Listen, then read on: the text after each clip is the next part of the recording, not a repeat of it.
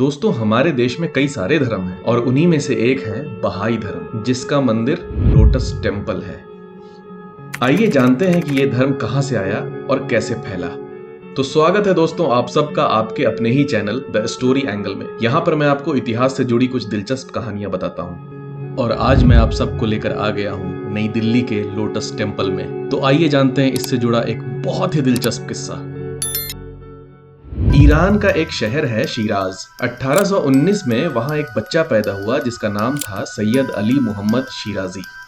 25 साल की उम्र में उसने ये दावा किया कि वो ईश्वर के दूत हैं, मतलब मैसेंजर ऑफ गॉड। इन्होंने अपना टाइटल बाब रखा। अरबी जबान में बाब का मतलब होता है दरवाजा।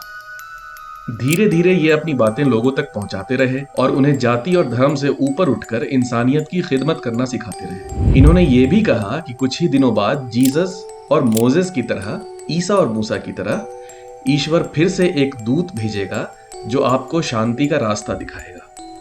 अब ईरान जैसे देश में जहां पर लगभग 99.4% लोग मुसलमान हैं और वो ये मानते हैं कि प्रॉफेट मोहम्मद आखिरी मैसेंजर थे, वहां पर सैयद अली मोहम्मद को अपने आप को ईश्वर का मैसेंजर बताना लोगों के लिए बर्दाश्त से बाहर था। कुछ दिनों बाद ये खबर ईरान की सरकार तक पहुंची।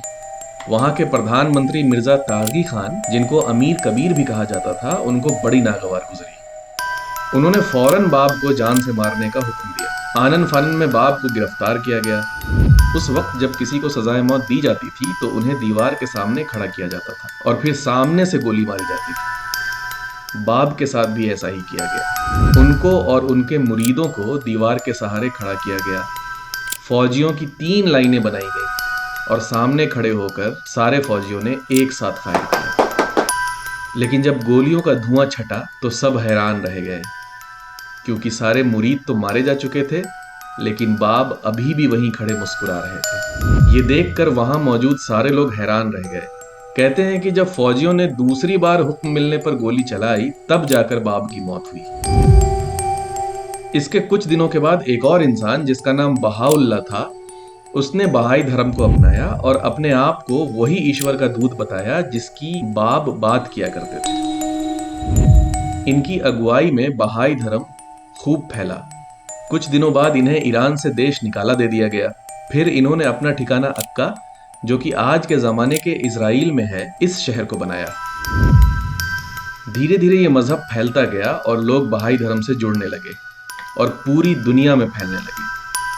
आज दुनिया में इनकी तादाद लगभग 1 करोड़ है और हिंदुस्तान में इस धर्म को मानने वाले करीब करीब 25 लाख लोग रहते हैं।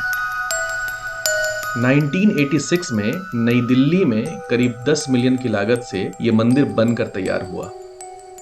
ये एक खिलते कमल के फूल के जैसी दिखने वाली काफी बड़ी और बहुत ही खूबसूरत इमारत है। आपको ये जानकर हैरानी होगी कि हालांकि इसका नाम कमल मंदिर है, लेकिन इसके अंदर किसी भी तरीके की कोई मूर्ति नहीं है और यहाँ सभी मजहब के लोग आकर बैठकर अपने भगवान को याद कर सकते हैं। यहाँ आने के लिए आपको किसी टिकट की जरूरत नहीं पड़ती। अगर आप दिल्ली मेट्रो से आते हैं तो इससे सबसे नजदीक स्टेशन कालका जी है और हाँ, ये इमारत सोमवार को बंद रहती है। तो दोस्तों, आज की वीडियो में बस इतना ही। अगर आपको मेरी वीडियो पसंद आती है तो प्लीज इसे लाइक और मेरे चैनल को सब्सक्राइब कीजिए।